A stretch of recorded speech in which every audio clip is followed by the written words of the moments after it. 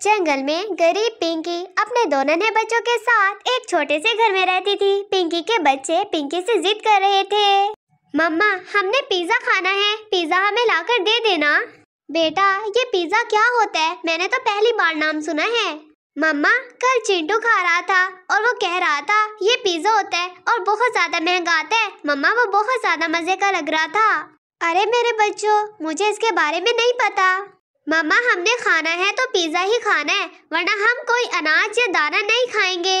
दोनों बच्चे बहुत ज्यादा जिद कर रहे थे। पिंकी बेचारी बहुत परेशान थी। अच्छा मैं जाती हूँ गजरेली बहन के पास। हाँ मम्मा वो आपको जरूर बताएंगी, लेकिन घर आते हुए पिज्जा जरूर लेकर आना। पिंकी जल्दी से गजरेली के पास जाती है। गजरेली बहन ये पिज्जा क्या होता है और कहाँ से मिलता है ये? पिंकी पिज्जा तुम नहीं ले सकती, तुम्हारे पास इतने पैसे नहीं है, ये बहुत ज्यादा महंगा आता है। मेरे बच्चे कुछ नहीं खा रहे इसीलिए मुझे उन्हें पिज्जा देना है। अच्छा तो तुम्हारे पास अगर 1000 रुपए हैं तो मुझे दो, मैं तुम्हें पिज्जा बनाकर दे दूंगी। 1000 रुपए? इतने ज्यादा पैसे मेरे पास तो नहीं है। हाँ तो बस फिर अपने बच्चों को चुप करवा लो और उन्हें कोई ऐसे ही अनाज खिला दो ना।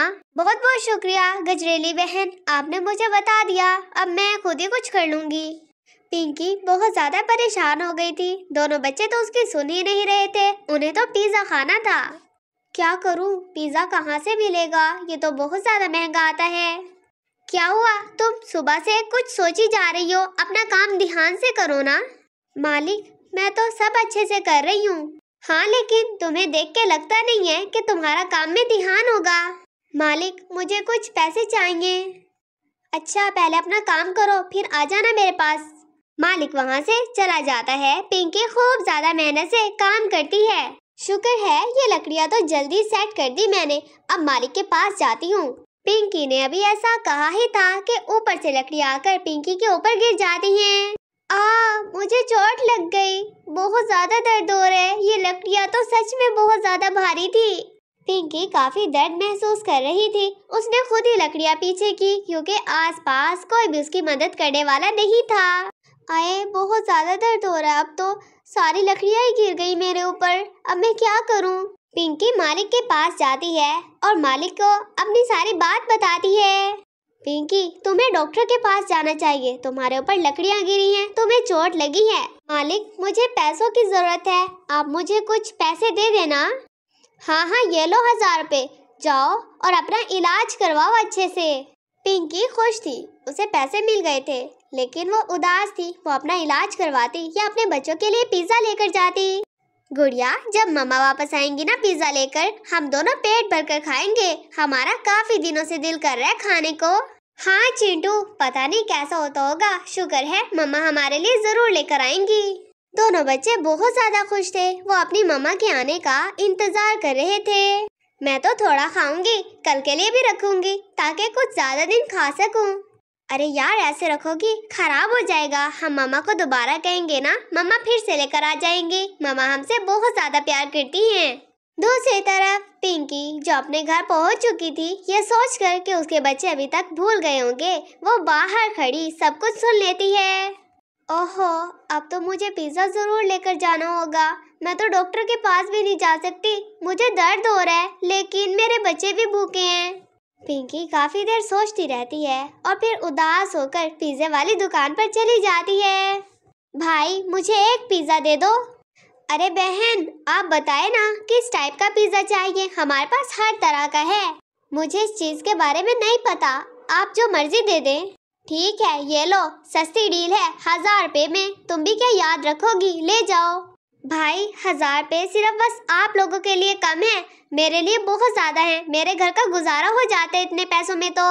हाँ तो ये हमारा काम है, मुझे नहीं पता, आप लें और मुझे मेरे पैसे दें।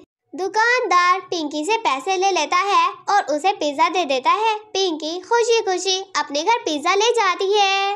वाओ पिज्जा, मम्मा बहुत बहुत शुक्रिया, आप तो सच में हमारे लिए पिज्जा लेकर आ गई हैं। हाँ मेरे बच्चों अब पेट भरकर खाओ पिज्जा, वैसे भी तुम लोगों ने सुबह से कुछ भी नहीं खाया। हमें पता था मम्मा आप हमारे लिए जरूर लेकर आएंगी, आप हमें भूखा नहीं रख सकती, आप हमारी बहुत अच्छी मम्मा हैं। कोई भी माँ अपने बच्चे को भूखा नहीं रख सकती। दोनों बच्चे पिज्जा खोलते हैं और पेट भरकर पिज्जा खाते हैं। पिज्जा सच में बहुत ज्यादा लजीज था। मम्मा, आप नहीं खाएंगी हमारे साथ? अरे नहीं बेटा, तुम दोनों खाओ पेट भरकर। दोनों बच्चे खूब मजे से पिज्जा खाते हैं और पिंकी बेचारी वही अनाज खा लेती है क्योंकि उसे पिज्जे के बारे में नहीं पता था और वैसे भी वो बाहर की चीजें नहीं खाती थी। मम्मा, बहुत बहुत शुक्रिया, हमने कल भी यही खाना है, ये तो बहुत ज्यादा लजीज है। बेटा, आज ही काफी मुश्किल से लेकर आई हूँ, ये बहुत ज्यादा महंगा आता है, मेरे पास इतने पैसे नहीं होते हैं, लेकिन जब होंगे तो मैं जरूर ला कर दूंगी। ठीक है मम्मा, बहुत बहुत शुक्रिया। दोनों बच्चे बहुत ज्यादा खुश थे और रात में सब आराम से सो जाते हैं। रात तो आराम से गुजर गई थी, लेकिन अगले ही दिन सुबह सवेरे पिंकी के दोनों बच्चों के पेट में बहुत ज्यादा जोर से दर्द होना शुरू हो जाता है। मम्मा, बहुत ज्यादा पेट में दर्द हो रहा है, हम क्या करें अब? मुझे बहुत दर्द हो रहा है। हाँ मम्मा, मुझे भी, हमने पता नहीं ऐसा क्या खा लिया।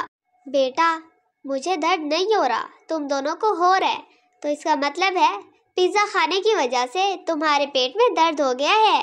मम्मा, मुझे कोई दवाई दे दो ना, आइंदा नहीं खाऊंगा पिज्जा। हाँ मम्मा, मुझे भी पिज्जा बहुत ज्यादा मजे का था, लेकिन ये तो अब बहुत ज्यादा दर्द कर रहा है।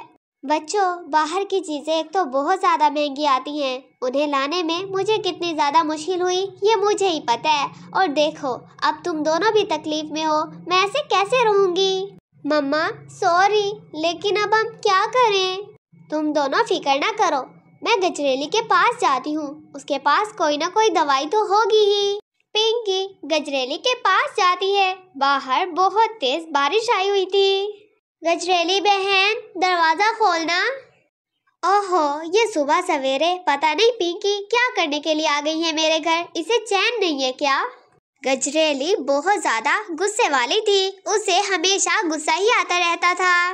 क्या है तुम्हें, क्यों आई हो मेरे घर? सुबह सवेरे चैन से सोने भी नहीं देती। गजरेली बहन, वो मतलब मुझे कुछ दवाई चाहिए थी, मेरे बच्चों के पेट में दर्द हो गया है पिज्जा खाने की वजह से, तो मैंने हॉस्पिटल नहीं खोला हुआ जो तुम मेरे पास आ गई हो। जंगल में इतनी ज्यादा सब्जियों के घर है, पता नहीं मेरे पास क्यों आती हो। आपका घर करीब है ना, और हम दोनों तो बहुत अच्छी दोस्त हैं।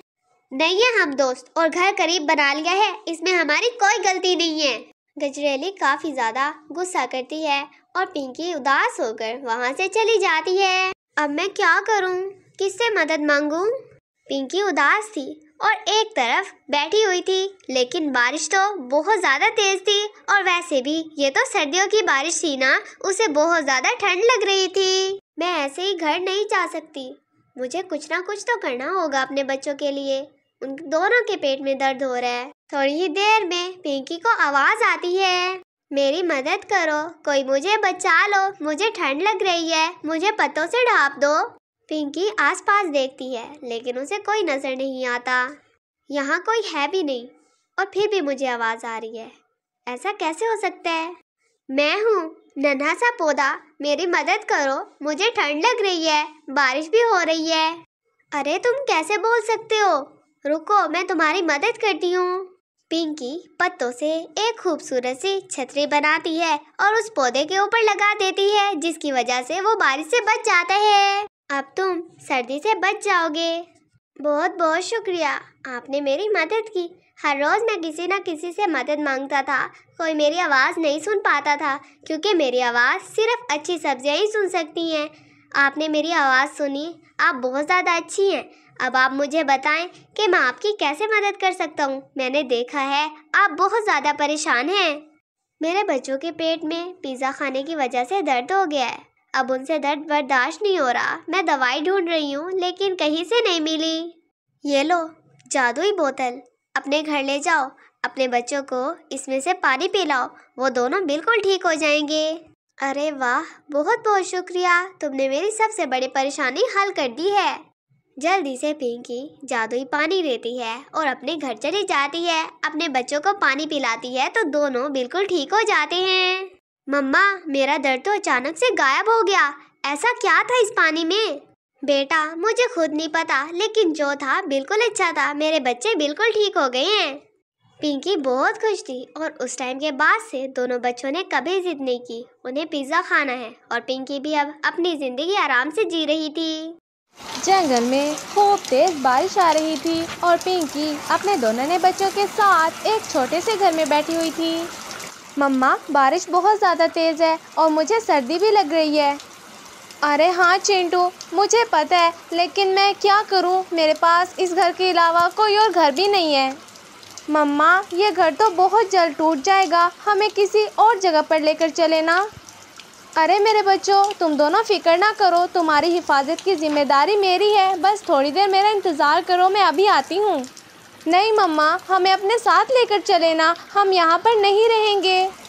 अच्छा चलो मेरे साथ। पिंकी अपने दोनों बच्चों को लेती है और गजरेली के घर के पास चली जाती है। गजरेली, ठंडी ठंडी बारिश में गर्मा गर्म चाय मिल जाए तो और क्या चाहिए मुझे। हाँ मुझे पता है, लेकिन अभी तो मैंने आपके लिए पकोड़े भी बनाने थे, लेकिन बाहर कौन जाता। अरे छोड़ो, मैं तो चाय पीकर ही खुश हो जाऊंगा। तुमने इतने दिनों बाद अपने हाथों से चाय बनाकर दी है। गजरेली और बंटी घर में बैठे बातें कर रहे थे कि थोड़ी ही देर में पिंकी की आवाज़ आती है। गजरेली बहन, दरवाज़ा खोल दो, मेरी मदद कर दो। आ गई तुम्हारी दोस्त तुमसे मदद मांगने के लिए। और जंगल में इतनी ज़्यादा सब्जियां हैं, लेकिन वो तो तुम्हारे पीछे लग गई है, और चढ़ा लो इन्हें अपने सर पर। हाँ ना, मुझे क्या पता था, ये तो मेरे ही पीछे लग गई, हर बार मुझसे ही मदद मांगने के लिए आ जाती है। गजरेली बहन, अगर मेरी आवाज़ सुन रही हो तो दरवाज़ा खोल दो, बाहर बारिश बहुत ज़्यादा तेज़ है, मेरे बच्चे बीमार हो जाएंगे। अब बोल भी लो, वरना वो बोल बोल कर हमारा दिमाग ख़राब कर देगी। गजरेली छाता लेती है और घर से बाहर चली जाती है। हाँ भाई, बोलो क्या है, हर बार मेरे पास ही आ जाती हो मदद मांगने के लिए। मेरे बच्चों को अपने घर में रख लो, बारिश बहुत ज़्यादा तेज़ है। मुझे ना रखो, मुझे पता है तुम्हारा घर बहुत छोटा है, लेकिन मेरे बच्चे तो पूरे आ ही सकते हैं ना। गजरेली पिंकी के हाथ में एक बोरी देखती है जिसके अंदर कुछ खाने की चीज़ें थी। मैं तुम्हारे बच्चों को रख सकती हूँ अपने घर में, लेकिन उसके बदले में तुम्हें मुझे ये बोरी देनी होगी और इसके अंदर खाने की जो भी चीज़ें हैं वो सब मेरी हो जाएंगी। लेकिन हम तो अच्छे दोस्त हैं ना, आप मेरे साथ ऐसा क्यों कर रही हैं? ये तो मैंने अपने लिए जमा करके रखा हुआ है। तो अपने बच्चों को लेकर किसी और के पास चली जाओ, मेरे पास क्यों आई हो? अगर तुम मुझे ये बोरी दे दोगी तो अभी और इसी वक्त सिर्फ़ और सिर्फ तुम्हारे बच्चों को अपने घर में रख लूँगी मैं। पिंकी अपने बच्चों की खातिर सारा खाना गजरेली को दे देती है और गजरेली सिर्फ पिंकी के दोनों बच्चों को अपने घर के अंदर आने की इजाज़त देती है, जबकि पिंकी बेचारी जंगल में बारिश में अकेली बैठी रहती है। सारी गलती मेरी ही है, काश मैं पहले कोई अच्छा सा घर बना लेती तो आज मुझे ये सब ना करना पड़ता। मेरे बच्चे अब गजरेली के घर में रह रहे हैं और मैं घर से बाहर। पिंकी को बहुत ज़्यादा ठंड लग रही थी और वो सिर्फ दरख्त के नीचे खड़ी हुई थी। कोई भी इस जंगल में मेरी मदद नहीं करेगा, अब मैं क्या करूं? मैं तो पहले इतनी ज़्यादा गरीब हूं, मैं तो अपने बच्चों की कोई ख्वाहिश भी पूरी नहीं कर सकती और मेरा घर भी अब तक टूट गया होगा। पिंकी बहुत ज़्यादा उदास और परेशान थी। अचानक से पिंकी को दरख्त में से आवाज़ आती है। अरे क्या परेशानी है, मुझे बताओ ना, मैं तुम्हारी मदद ज़रूर करूँगा। मैं हूँ दरख्त जिसके पास तुम खड़ी हो, तुम मुझे अपनी परेशानी बताओ, मैं तुम्हारी मदद ज़रूर करूँगा। दरख्त कैसे बोल सकता है? कहीं मैं कोई ख्वाब तो नहीं देख रही ना? मुझे मत मारना, मेरे नन्हे नन्हे बच्चे हैं, उनका क्या होगा? बस करो, मैं तुम्हें कुछ नहीं कर रहा, मैं सिर्फ तुम्हारी मदद करना चाहता हूँ। तो ठीक है, मुझे एक घर चाहिए, मुझे घर दे दोगे क्या तुम? मेरे नन्हे नन्हे बच्चे हैं, उनके पास कोई घर नहीं है, और देखो ना अब तो बारिशें भी शुरू हो गई हैं, मैं अपने बच्चों को लेकर कहाँ पर जाऊँ? हाँ क्यों नहीं, तुम्हें मैं घर बना कर दूँगा, वो भी अपने पत्तों का। सबसे ज़्यादा खूबसूरत घर होगा तुम्हारा। पत्तों का घर? ये कैसी बातें कर रहे हो तुम? आज तक मैंने कभी भी पत्तों का कोई घर नहीं देखा। तो अब देख लेना ना, लेकिन बदले में तुम्हें मेरी मदद करनी होगी। हाँ बोलो, क्या मदद चाहिए तुम्हें? मेरे ऊपर कोई फल नहीं लगता, कोई भी मुझे पसंद नहीं करता, मुझे कोई पानी नहीं देता, मैं सारा दिन गर्मी में मरता रहता हूँ। जब बारिश आती है बस तभी मुझे पानी मिलता है और इसीलिए मैं जी रहा हूँ। अगर तुम मुझे रोज़ाना पानी दे दिया करोगी, मुझे प्यास नहीं लगा करेगी। दरख्त की कहानी सुनकर पहले तो पिंकी बहुत ज़्यादा उदास हो जाती है कि देखना कैसे सब्जियां उसके साथ कितना बुरा कर रही हैं, लेकिन पिंकी दरख्त से वादा कर लेती है, अगर तुम मुझे घर ना भी दो ना तो भी मैं तुम्हें पानी देने आ जाया करूँगी, क्योंकि तुमने भी तो जीना है, आखिर तुम भी तो मेरी मदद कर ही रहे हो ना। तुम तो बहुत ज़्यादा अच्छी हो, बहुत बहुत शुक्रिया। दूसरी तरफ गजरेली, जिसने पिंकी के दोनों बच्चों को अपने घर में रखा हुआ था, वो उनसे काम करवा रही थी। अरे चिंटी, तुमने अभी तक सफाई नहीं की, कितनी देर पहले कहा था सफाई कर दो। अब बंटी घर आएगा और खराब घर देखेगा तो बहुत ज़्यादा गुस्सा करेगा मुझ पर आंटी, मम्मा ने आज तक हमसे कोई काम नहीं करवाया, हमें काम नहीं करना आता। वो तुम्हारी माँ थी जो तुमसे काम नहीं करवा रही थी, लेकिन फिलहाल तुम दोनों मेरे घर में हो और मेरे घर में बगैर काम किए कोई नहीं रह सकता। तुम लोगों को यहाँ पर रहना है तो काम करो पहले। पर आंटी, आपने हमारी मम्मा से खाना लिया था ना हमें रखने के बदले में, तो आप हमसे काम क्यों करवा रही हैं? वो हम बड़े लोगों की बातें हैं, तुम दोनों छोटे बच्चे हो तो चुप करके बस अपना काम करो, और तुम्हारी मम्मा को इस चीज़ के बारे में बिल्कुल पता नहीं चलना चाहिए। चिंटू घर में झाड़ू लगा रहा था और चिंटी किचन में बैठी चाय बना रही थी। कहाँ रह गई लड़की, जल्दी से चाय लेकर आ जाओ ना, पता नहीं चाय है या खीर जो इतनी ज़्यादा देर लगा दी। आंटी बस बन गई, थोड़ी देर रुक जाओ ना, कप में डालकर ही लेकर आऊँगी। तुम अब इतनी ज़्यादा अहम नहीं हो मेरे लिए जो मैं तुम्हारे लिए इंतज़ार करूँगी, जल्दी आ जाओ वरना खुद आकर तुम्हें ज़ोर ज़ोर से मारूंगी मैं। चिंटी मार खाने के डर से जल्दी जल्दी गजरेली के लिए चाय डालकर लेकर आ रही थी कि अचानक से उसके हाथ से कप छूट जाता है और चाय जमीन पर गिर जाती है। ये क्या किया तुमने हमारा नुकसान करवा दिया, हमारा कप भी तोड़ दिया और हमारी चाय भी ज़ाया कर दी। अब तुम मुझे पैसे दोगी इसके? आंटी, पैसे किस चीज़ के? ये तो मैं आपकी वजह से जल्दी जल्दी लेकर आई थी ना, आप मुझे मारे ना इसीलिए बस। तो तुम्हें क्या लगता है अब तुम बच जाओगी मुझसे? कभी नहीं, अब मैं तुम्हें नहीं छोड़ूंगी। गजरेली पिंकी को एक जोर से मारती है और पिंकी बेचारी करती भी क्या, वो रो भी नहीं सकती थी और ना कुछ बोल सकती थी। अब अपनी एक गंदी सी शक्ल लेकर यहाँ से चली जाओ अपने भाई के पास और उसके साथ मिलकर सफाई करो। दूसरी तरफ पिंकी बेचारी पत्तों का एक खूबसूरत सा घर तैयार कर लेती है। घर तो बहुत मजबूत और बड़ा था।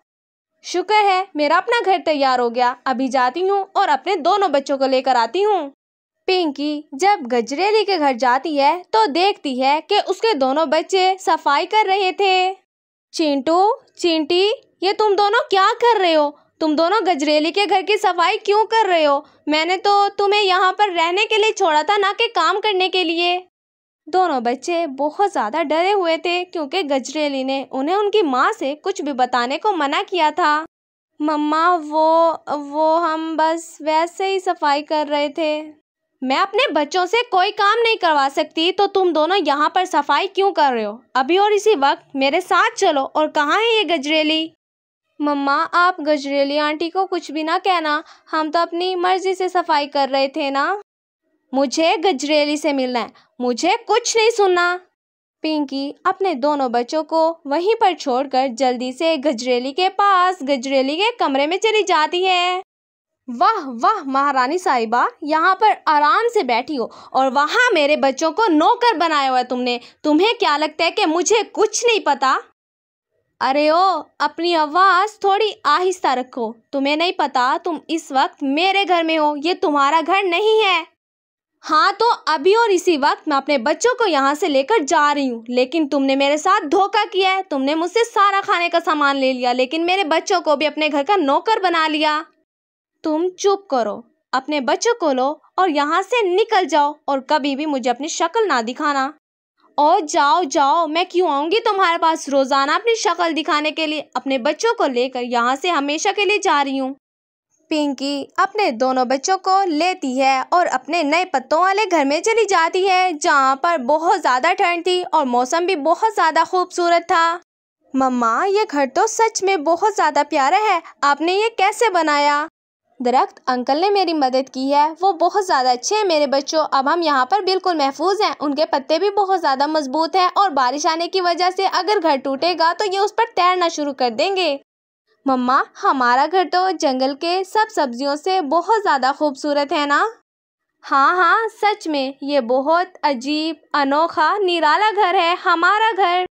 अगले दिन तेज तूफानी बारिश आती है और जंगल में सैलाब आने की वजह से सब सब्जियों के घर पानी में बह जाते हैं और टूट जाते हैं। लेकिन पिंकी का घर पत्तों का बना होने की वजह से ज़मीन के ऊपर तैरना शुरू कर देता है।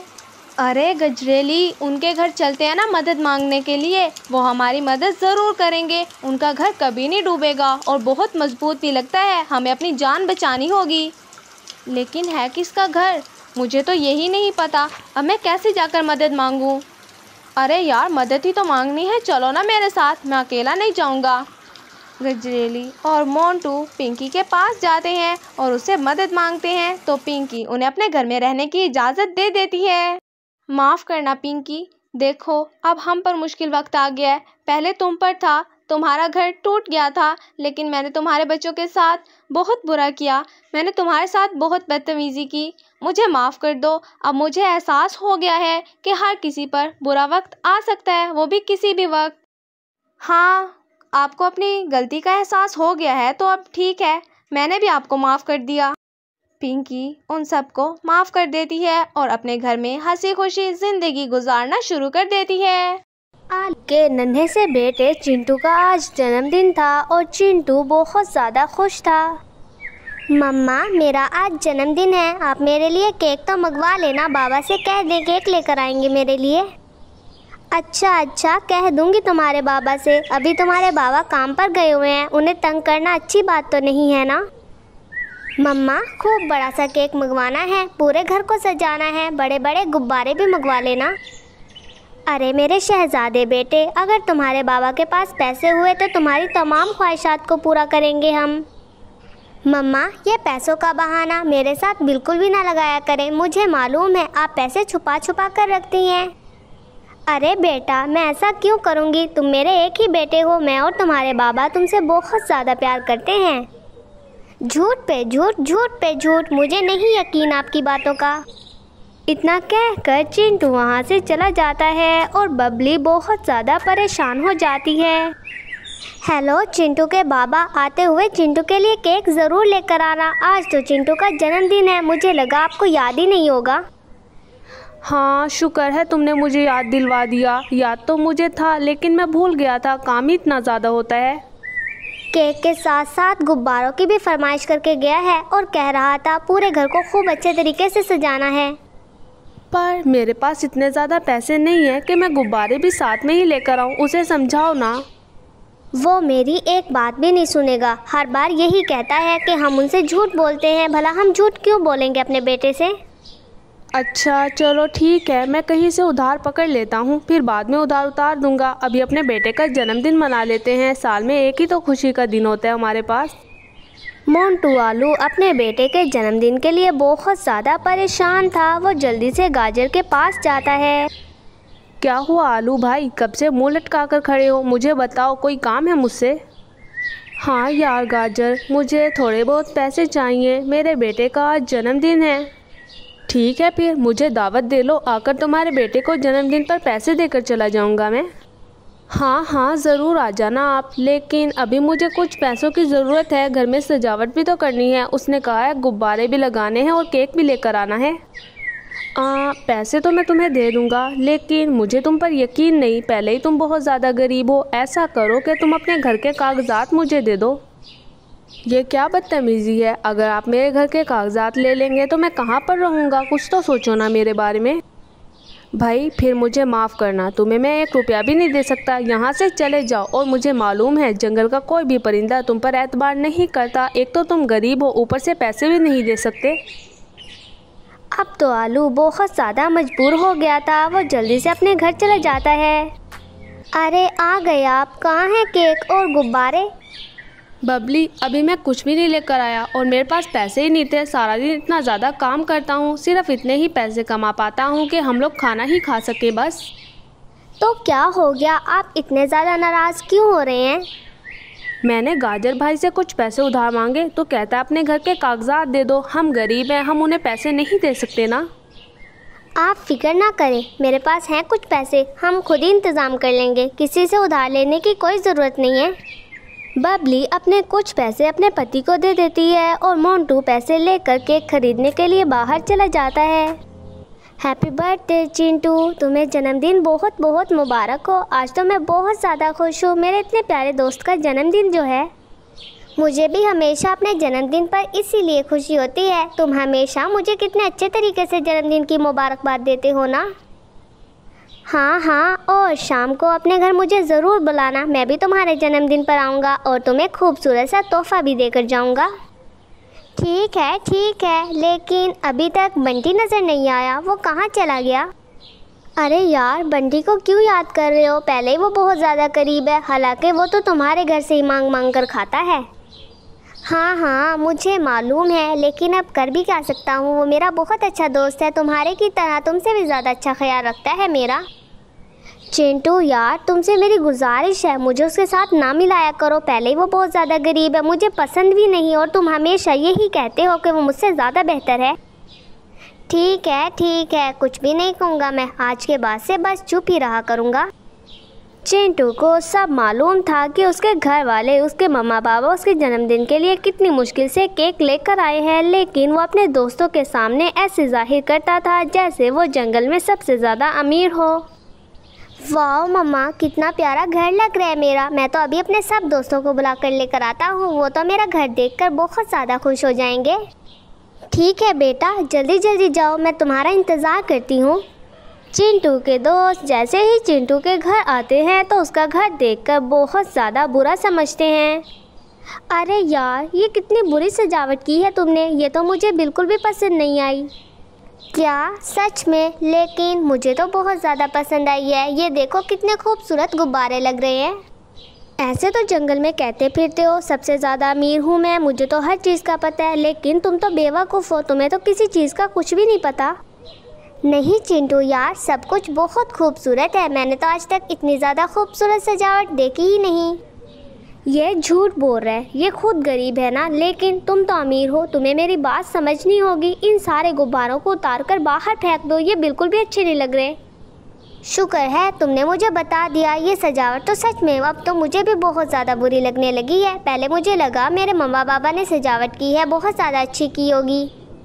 दोस्त, ये लोग तुमसे प्यार नहीं करते, मेरी बात को तो समझो ना। दोस्त के इतना कहते ही चिंटू ने सारे गुब्बारे उतारकर बाहर फेंक दिए। चलो चिंटू यार, तुम्हारा सारा जन्मदिन तो ख़राब ही हो गया, तुम्हारे सारे गुब्बारे भी बाहर फेंके गए, मैं तो अपने घर जा रहा हूँ। पर ऐसे कैसे जा सकते हो तुम? तुम्हें तो मैंने दावत दी थी ना, तुम तो मेरे बहुत अच्छे दोस्त हो। नहीं, मैं तुम्हारा जन्मदिन ख़राब करना चाहता था, मुझे नहीं खुशी हो रही थी कि तुम्हारा जन्मदिन इतने ज़्यादा अच्छे तरीके से मनाया जा रहा है। अरे ये क्या कह रहे हो तुम? मैंने तो कभी भी ऐसा नहीं सोचा कि तुम मेरे बारे में इतना बुरा सोच सकते हो। मैं तो हमेशा से ही तुम्हारे बारे में बुरा सोचता था, शुक्र है आज तुम्हें सब मालूम हो चुका है, आज के बाद से तुम्हारी और मेरी दोस्ती बिल्कुल ख़त्म। इतना कहकर गाजर का बेटा वहाँ से चला जाता है। बंटी, अब क्या तुम भी मुझे छोड़कर चले जाओगे? अरे मेरे दोस्त, मैं तुम्हें कभी भी छोड़कर नहीं जाऊंगा, मुझे मालूम है तुम्हारे लिए खुशियाँ कितनी ज़्यादा अहम है, मैं तुम्हारी हर खुशी में शामिल होऊंगा तुम्हारे साथ। पर उसने ऐसा मेरे साथ क्यों किया? मैंने तो कभी उसका कुछ बुरा नहीं चाहा था, हम तो हमेशा बहुत अच्छे तरीके से खेलते थे, मैंने अपनी सारी चीज़ें उसे ही दे दी थी। बुरा मत मानो, हम तुम्हारी खुशी में शामिल होने के आए हैं और तुम खुद ही गमगीन हो गए हो। चलो ना, अपना केक काट लो। चिंटू अपने मम्मा बाबा और अपने दोस्त के साथ मिलकर केक काटता है। देख लिया चिंटू बेटा, तुम्हारा जो दोस्त था जिसकी बातों में तुम हमेशा आकर मुझसे लड़ाई किया करते थे, आज वो तुम्हारे साथ कितना बुरा करके चला गया। हाँ बाबा, मुझे नहीं मालूम था, वो मेरा दोस्त नहीं बल्कि छुपा हुआ दुश्मन है, मैं तो हमेशा उसी की बातों में आता रहा और आपको बुरा ही समझता रहा। बेटा, ये जो माँ बाप है ना, कि अल्लाह ताला ने ऐसे ही नहीं भेजे बल्कि अपनी औलाद के लिए अच्छा या बुरा सोचने के लिए भेजे हैं, और माँ बाप तो कभी अपनी औलाद के लिए बुरा सोच ही नहीं सकते। हम तो हमेशा यही चाहते हैं कि तुम हमेशा खुश रहो। बस मुझे माफ़ कर दो ना बाबा, अब मुझे एहसास हो गया है बस अपने बाबा से माफ़ी मांगनी है या मेरे साथ भी? मुझे भी तो कहते थे कि मैं झूठ बोलती हूँ, हालांकि मैं झूठ नहीं बोलती थी। अरे हाँ मम्मा, मैंने देखो कितने बुरे काम किए हैं कि यही भूल गया कि आप किस किस से माफ़ी मांगूँ। आप भी मुझे माफ़ कर देना। मेरे बेटे, अगर तुमने मुझसे माफ़ी मांग ही ली है तो तुम्हें माफ़ कर देती हूँ मैं। आखिर तुम्हारी माँ हूँ। तुम्हारी बातों ने मुझे बहुत दुख पहुँचाया, लेकिन तुम्हारी एक माफ़ी ने मुझे बहुत सुकून दे दिया है। चिंटू को अपने किए का एहसास हो गया था कि अपने दोस्त की बातों में आकर वो अपने मम्मा पापा से ही दूर हो रहा था, लेकिन अब उसे अपनी गलती का एहसास था। उस दिन के बाद से सब लोग हंसी खुशी ज़िंदगी गुजारना शुरू कर देते हैं।